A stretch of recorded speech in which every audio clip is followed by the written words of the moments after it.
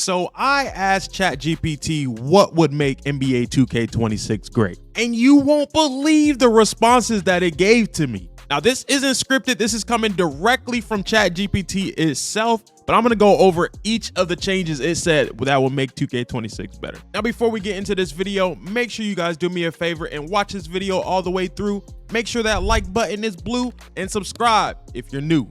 All right, so like I said, we're going to be talking about ChatGPT. It came up with like 30 different ways 2K26 can be better, but we're only going to go over the first 10 because like it gave some valid points in the first 10. I think the first 10 actually gave us what the community has been talking about all year. And the first thing on the list that it actually said was better skill gaps and less RNG. Now, obviously all year we've been talking about RNG in 2K25, how it affects jump shooting and all that. Like it is crazy because like even ChatGPT knows that jump shooting in 2K25 was abysmal. Like it was absolutely insane.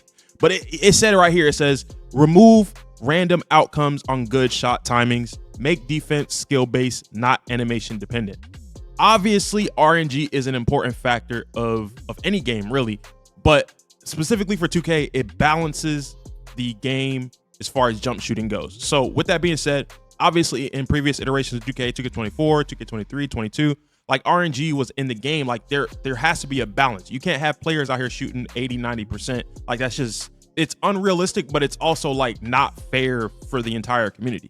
Like you need to have some sort of animation that actually allows you to miss at some point. Like obviously the top shooters are going to be top shooters regardless, but this year 2K25 jump shooting was absolutely abysmal. Like it was to the fact where like you felt like when you were playing the game that the game was just forcing you to miss shots that you absolutely 100% knew that you timed correctly, which is unfortunate for people who get on the game. You know, they study, you know, people use the same jump shots for years. Like, you know, they go from 2K to 2K using the same jump shot. So obviously from 2K to 2K is going to be a little bit different, but generally it's going to be the same timings and stuff like that. So like, you know, you spend, you know, hours day 1, day 2, day 3, first week, you know, figuring out your jump shot, mastering your jump shot, especially for casual players. They don't go through a million jump shots like us as content creators. Like they pick one jump shot and that's what their jump shot is until for whatever reason it changes or the timing's off or whatever it is. Like they stick with that jump shot for a long time. So like you spend all this time trying to figure out your jump shot just to feel like, you know, at the end of the day that 2K is making you miss jump shots that you actually time correctly.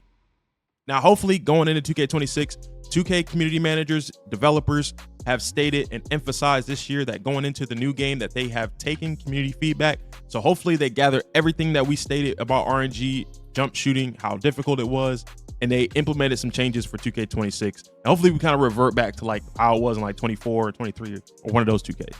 Now, another big one this year was responsive movement. Now this actually kind of ties back into jump shooting with the whole rhythm shooting thing, but like this year I don't know if it was just me, but I felt like every time I hit my controller, like I right stick or I do a step back or I do a animation, dribble animation, whatever it was, even if I'm just shooting the ball with square, like it's just a delay in responsiveness. Like we're on next gen consoles. 2K25, 2K26, 2K24 are all on next gen consoles. Like these are the best consoles out right now.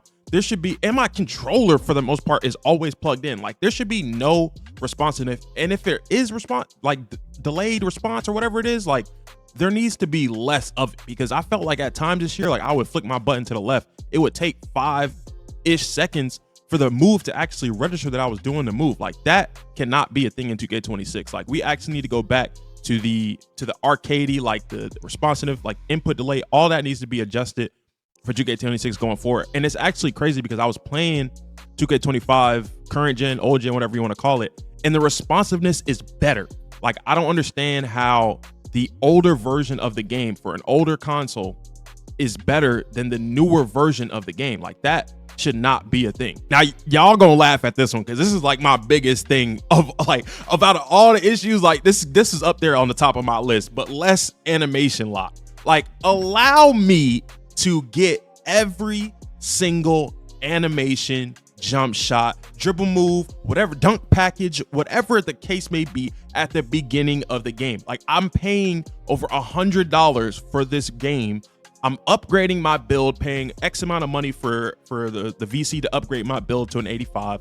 Let me buy every animation that I can possibly purchase that matches the attributes that I currently have. I don't care, like, if I don't meet the attribute requirement, then I can't get it, whatever. But like, if I'm actually meeting a requirement for an attribute, give me my animations. And I want every animation from the time we start the game to all the way down to the time that we end the game. I don't want new different anime. I want them all at one time. I want to figure out what the best ones are. Like, I feel like with the reward system this year, like, we can do without having animations added or tied into like rep rewards and stuff like that. We had some great rewards this year for the rep boosts or rep rewards and all that stuff. Like, we don't need animations, dribble moves, jump shots, and all that stuff added into that. Like, we can do some more cosmetic things. It's actually what you could actually do for the whole reward system in general is just make it so that, like, you're not like 10 million VC, like, that's cool and all, but like how we had it back before in older 2Ks where you had like the little legend symbol underneath your feet and stuff like that. Or like, you know, different things to improve your build, like plus 17 to your attribute, whatever it is, like something like astronomical, because obviously it takes a very long time to reach legend. Like, it should be something extraordinary, out of the ordinary, you know what I'm saying? Like, that actually is worth grinding up to legend. But like, I need all of my animations, jump shots, dribble moves, all that stuff needs to be available day one. Now, next on the list was a MyCAREER overhaul. Like, I'm not too big on the issues with, I don't even really see that there's any issues with the MyCAREER story mode. However, you know, a new fresh feel for how MyCAREER goes as far as, you know, being able to choose your path. I think they did a great job, especially with this year's news.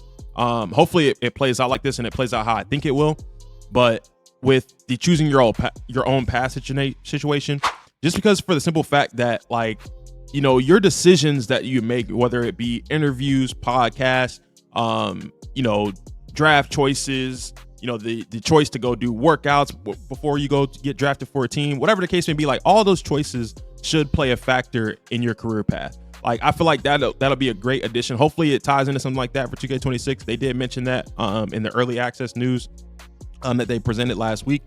However, I think that MyCAREER in general, like, I might be wrong, I might be just biased or whatever it is, but like, I think that MyCAREER is great. I think the addition to, like I said, adding in the ability to choose your path will be a great addition to 2K26. Yo, ChatGPT. Yo, so the next one up was rewarding the grind, not wallets. So basically what ChatGPT is saying is not pay to win. You know what I'm saying?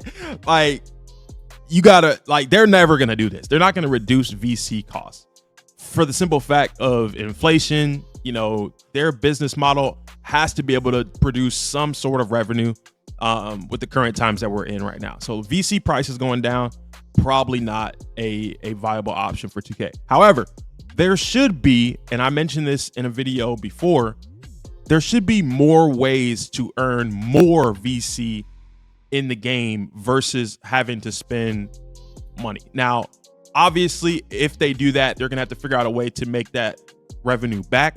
However, I feel like with 2K, like 2K is a very profitable company.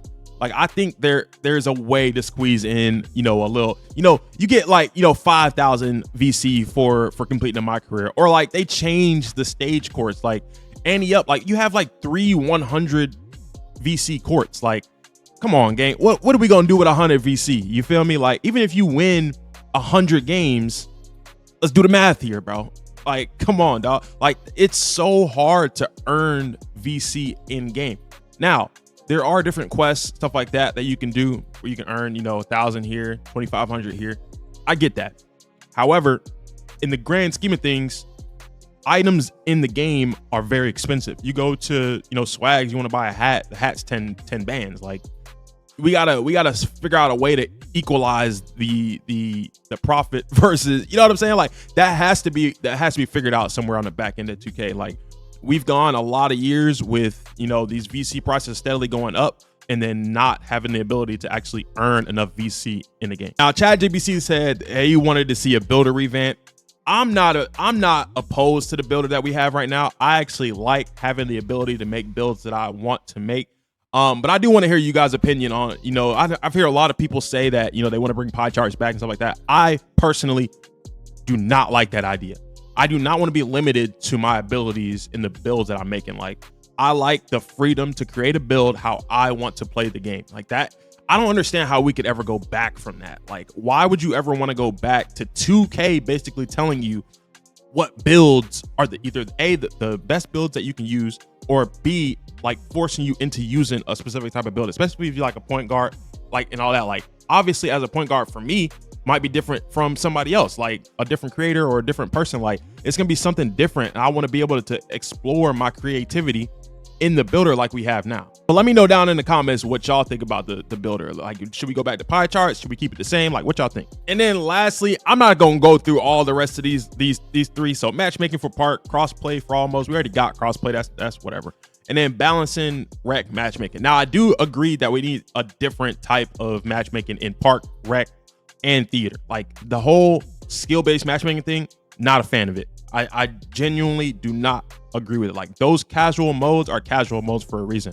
If you have competitive modes in 2K, you have casual modes. If you are trying to play competitively, then you go to the competitive side of things. But sometimes competitive players just want to play casually. I don't feel like you should have to or be forced into playing, people that are, like with the plate system. Purple plates have to play purple plates. Gold plates have to play gold and purple plates. Like, I don't feel like you should have to play your skill level if you're playing in a casual mode. Like, let me know in the comments if y'all agree with that or not. Like, do y'all agree like with skill-based matchmaking? I genuinely want to know from like casual players, like people who like play maybe an hour or two a day, like what y'all feel about skill-based matchmaking in 2K. And the last thing that ChatGPT suggested was less pay to win, but we're not even gonna get into that. But hopefully you guys enjoyed the video. Hopefully some of these changes are implemented into 2K26. And if you guys have any suggestions on what we could possibly do to, get the community coming back all year long, making it so that when we get the game in September, we play it all the way into the next iteration of the game comes out, y'all let me know down in the comments below. And if you haven't already, please do me a favor. If you enjoyed the content, hit that like button for me, subscribe, and turn on post notifications so that you never miss a banger video from your boy. And with that being said, I'm out. Peace.